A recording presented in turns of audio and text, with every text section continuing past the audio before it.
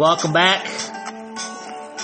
This is Tom Funk, host of Michigan Trails Report, and you are joining us as we are hiking in Michigan's Upper Peninsula as I share 50 hikes in Michigan's Upper Peninsula, one hike at a time. And if you've been along with us on this ride, we're now on hike number 49, which is Grand Sable Falls in Pictured Rocks National Lake Shore. This is going to be a 2.4 mile round trip. It can be longer if you like it to be, if you want to hike into Grand Marais, or it can be very, very short, like 0.2 of a mile, depending on where you park. This could be from half an hour to several hours, just depending on how you want to do this one. It's mostly easy gradient, but there is a 169-step staircase down to see the falls, and then there's another one if you go into Grand Marais. So two big old staircases if you choose to make this a long one. For you map geeks, USGS 7.5 Grand Sable Lake, North Country Trail maps as well. Trail is well marked. There is a small visitor center. There's pit toilets at the trailhead. And at the secondary trailhead where the actual falls are, there's toilets as well. Probably hiking boots is your best bet. You can get away with tennis shoes here. And keep in mind, pets, they're prohibited and illegal on the backcountry trail part of the North Country Trail. So keep that in mind as you hike this. So this is the easternmost end of Pictured Rocks here at Grand Sable Falls.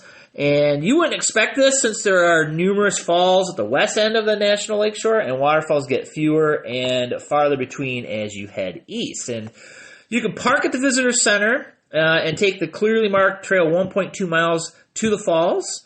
Alternatively, you can park at the falls trailhead itself, which is less than 0.1 of a mile to the top of the staircase, and then you can go down the stairs as well. So the trail shares a portion with the North Country Trail, which continues in both directions. If you continue to the east, you'll end up in Grand Marais. From Grand Marais, you'll take H58 West 1 mile to the Falls parking lot itself and 2 miles to the Visitor Center. And this is a modest visitor center compared to the one in Munising, but there's ample parking and bathrooms at each location. Many backpackers begin or end their trip at the Grand Sable Visitor Center and pass on using this heavily wooded and lightly used trail to Grand Sable Falls. From the parking lot, there is a well-marked trailhead sign that takes you into mostly boreal woodlands.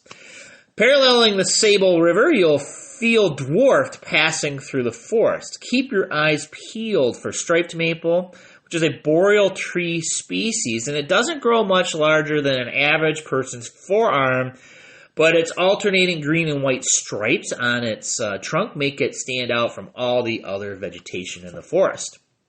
It is not too evident, but you do skirt the backside of Grand Sable Dunes, rolling over the countryside, and it's about 0.2 of a mile from the end of the trail, and you're going to climb slightly.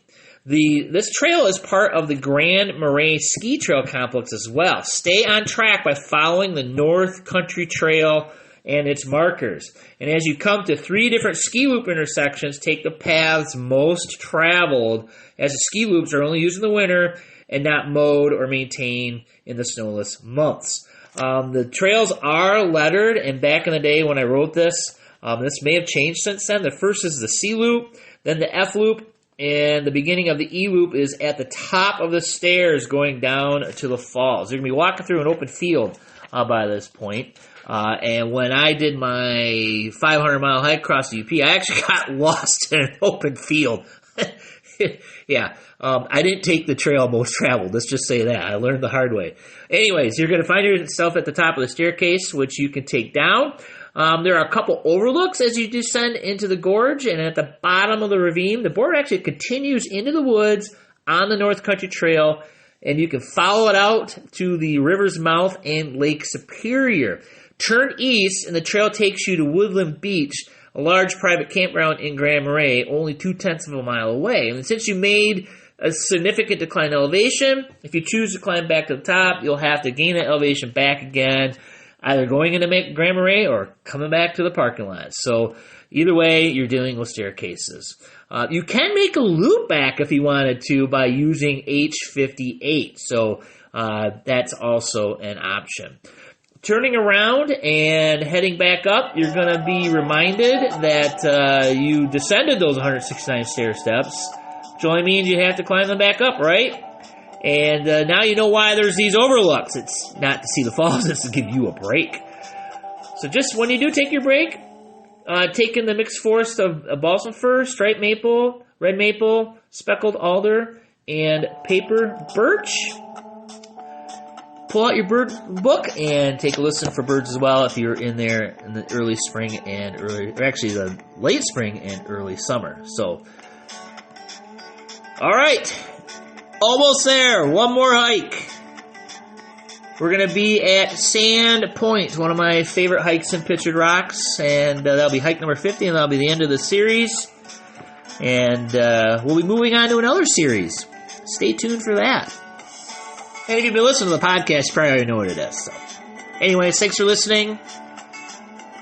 See you again.